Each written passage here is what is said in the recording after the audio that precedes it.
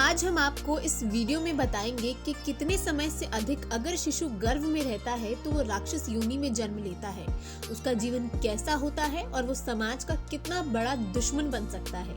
इस बात की पुष्टि करने के लिए हम आपको आज दुर्योधन के जन्म की कहानी सुनाएंगे। भगवान वेद व्यास जी ने दुर्योधन के जन्म से पहले ही बता दिया था कि इसका जन्म राक्षस योनि में हुआ है, ये समाज का दुश्मन बनेगा। तो चलिए आज आपको बताते हैं कि दुर्योधन के जन्म के समय ऐसा क्या हुआ था जिसकी वजह से वो पूरे समाज का दुश्मन बना। वीडियो स्टार्ट करने से पहले एक जरूरी सूचना, अगर आप हमारे चैनल पे नए हैं तो चैनल को सब्सक्राइब करें। वीडियो के कमेंट सेक्शन में जय श्री कृष्ण लिख के अपना आभार प्रकट करें। महाभारत युद्ध का खलनायक दुर्योधन को माना जाता है। इसका कारण यह है कि दुर्योधन की जिद और महत्वाकांक्षा के कारण बार बार पांडवों को वन जाना पड़ा और कष्टपूर्ण जीवन जीने के लिए मजबूर होना पड़ा। परिणाम यह हुआ कि कौरवों और पांडवों के मन में एक दूसरे के प्रति ऐसा जहर फैला कि महायुद्ध की तैयारी शुरू हो गई। दुनिया भर के देश दो भागों में बंट गए, एक पक्ष कौरवों के साथ तो दूसरा पांडवों की ओर। और फिर एक ऐसा दिन आया जब दुनिया भर के योद्धा कुरुक्षेत्र में मैदान में इकट्ठा हुए और उनमें महायुद्ध हुआ। इस युद्ध ने लाखों करोड़ों लोगों को मौत के घाट सुला दिया। यही कारण है कि दुर्योधन को महाभारत युद्ध का खलनायक कहा जाता है।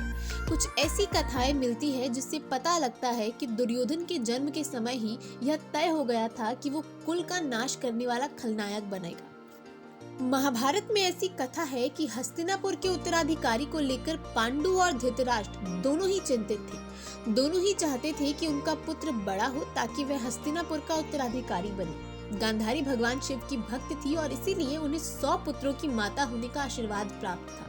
संयोग यह हुआ कि पांडु की पत्नी कुंती और धृतराष्ट्र की पत्नी गांधारी दोनों गर्भवती हुई, लेकिन भाग्य ने पांडु का साथ दिया और सबसे पहले पांडु के घर युधिष्ठिर का जन्म हुआ। इससे धृतराष्ट्र और उनकी पत्नी गांधारी बहुत दुखी हुई। गांधारी को दुखी देखकर महर्षि व्यास ने कहा, तुम्हें शिव जी का आशीर्वाद प्राप्त है, इसीलिए चिंतित नहीं हो, तुम 100 पुत्रों की माता बनोगी। समय बीतता रहा और कुंती ने दूसरी बार गर्भ धारण किया, लेकिन गांधारी के गर्भ से बच्चे का जन्म नहीं हुआ।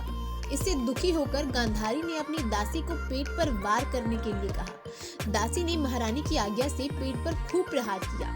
इससे गांधारी के गर्भ से मांस का एक पिंड गिरा। अपने गर्भ से गिरे पिंड को देखकर गांधारी रोने लगी। उसी समय महर्षि देव व्यास वहां पहुंचे। व्यास जी ने गांधारी को सांत्वना देते हुए कहा कि तुम्हें रोने की जरूरत नहीं है, इन्हीं पिंडों से 100 पुत्रों का जन्म होगा।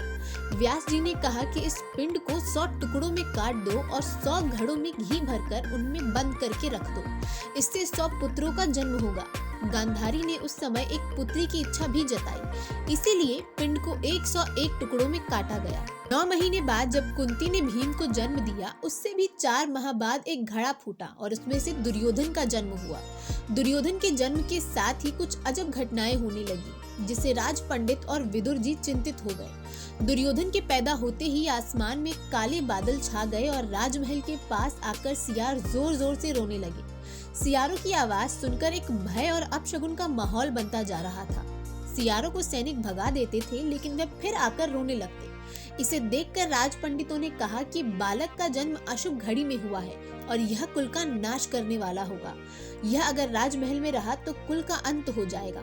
महामंत्री विदुर ने धृतराष्ट्र को सलाह दी कि इस बालक को अपने से दूर कर दे, लेकिन धृतराष्ट्र ने संतान मोह में ऐसा नहीं होने दिया और परिणाम यह हुआ कि दुर्योधन ने धीरे धीरे महायुद्ध को आमंत्रण दे दिया और वही हुआ जो भाग्य चाहता था। दुर्योधन कुल का नाश करने वाला बन गया। दुर्योधन के जन्म के समय ही ऋषि वेद व्यास ने कहा था कि यह 10 माह से अधिक गर्भ में रहा है और इसका जन्म भी राक्षस योनि में हुआ है, लेकिन उनकी किसी ने ना सुनी।